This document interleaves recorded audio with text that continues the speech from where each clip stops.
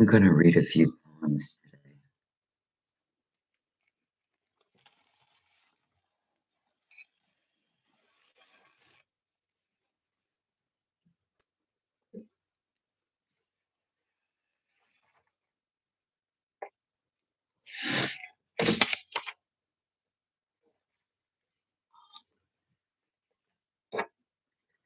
First poem is a poem by Daniel Day Moses called Some Grand River Blues.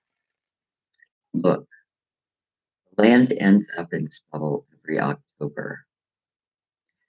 I today may feel as empty, but just be like the river, bend and reflected.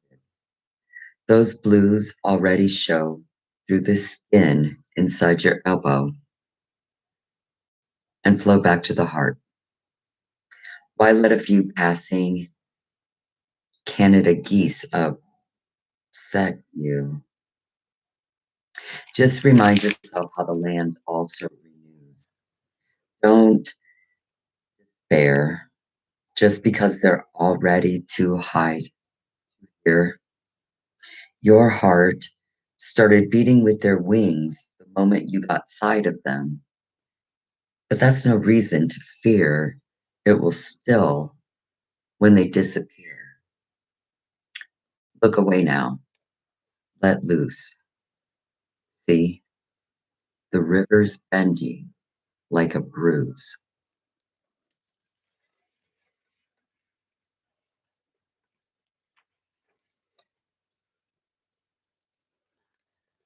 I have another selection. Daniel David Moses.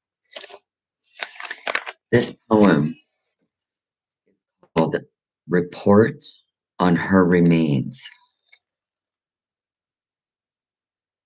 Micmac woman's body has been disinterred. Her severed hands are being transported by air for identification in Washington. In a refrigerated drawer in South Dakota, a 38 caliber bullet floats, an icy glimmer within her skull. A similar glimmer comes off her fingernails.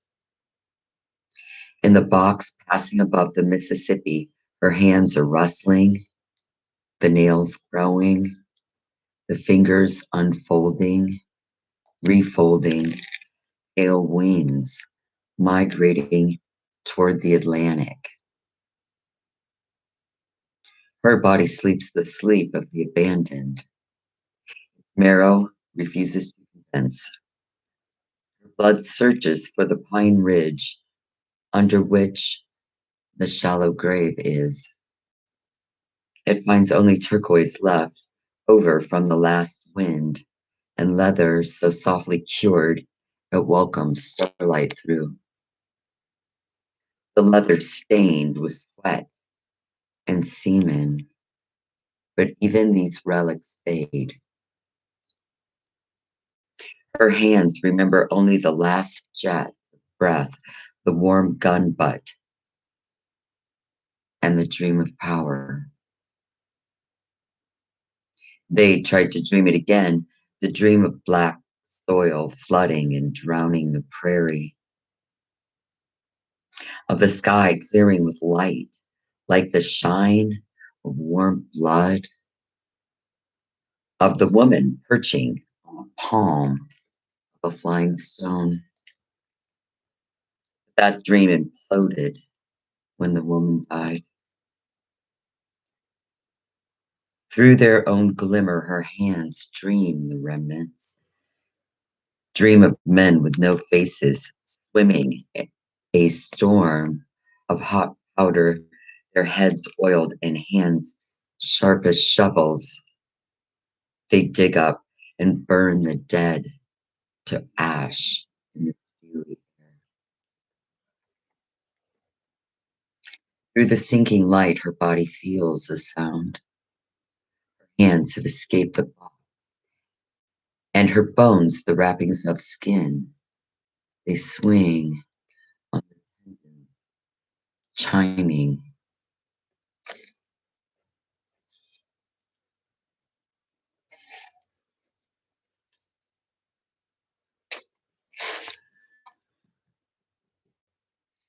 Oh, I'm gonna make this a really quick video.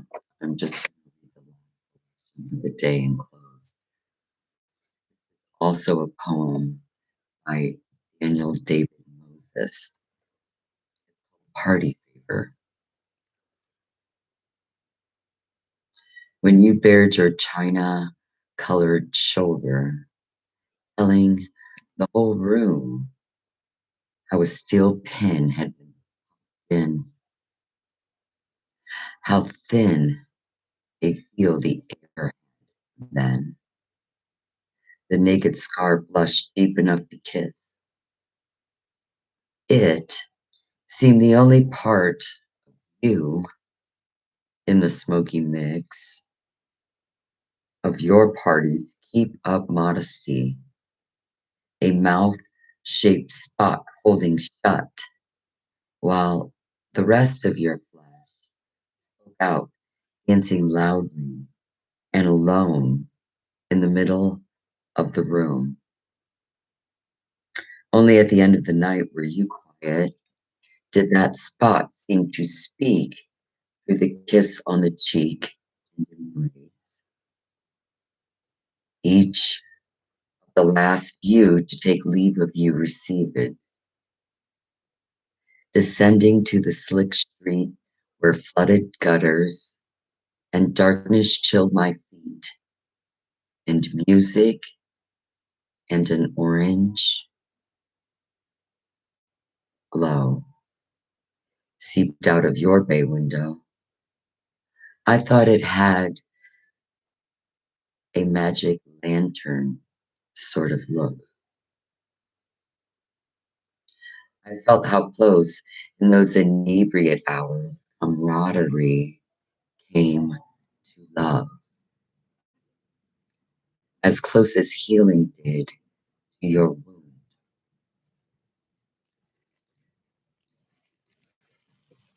Hope you liked